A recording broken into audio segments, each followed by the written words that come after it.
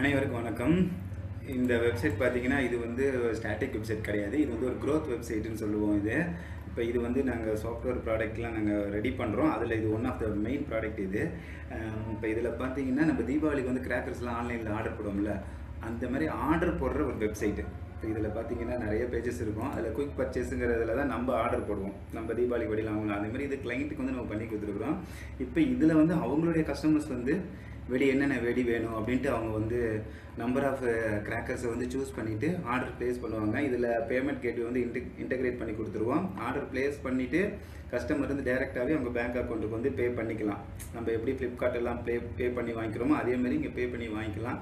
இதில் வந்து நம்ம தனியாக இந்த கிளைண்ட்டுக்கு வந்து ஒரு அட்மின் பேனல் வந்து க்ரியேட் பண்ணி கொடுப்போம். இருக்கு பாருங்கள், இங்கே வந்து கிளைண்ட் பண்ணி கொடுத்தோன்னா அவர் வந்து ஒரு யூசர் நேம் பாஸ்வேர்டு கொடுத்து உள்ளே போயிட்டாருன்னா அவருக்கு வந்து அந்த ஆர்டர்ஸை எப்படி ஹேண்டில் பண்ணுறது, ஆர்டர் முழுசாக வந்திருக்கா, இல்லை பேமெண்ட் பெண்டிங்கில் இருக்குதா, இல்லை பே பண்ண பிறகு அவர் அதை டிஸ்பேச் பண்ணிவிட்டு டெலிவர் பண்ணுறது, இந்த மாதிரி அதில் ரிப்போர்ட்ஸ் எடுத்துக்கிறது, இந்த மாதிரியான அந்த வெண்டர் வந்து என்னென்ன ஆப்ஷன்ஸ் யூஸ் பண்ணணுமோ அவங்களுக்கு தனியாக ஒரு அட்மின் பண்ணி கொடுத்துருக்குறோம்.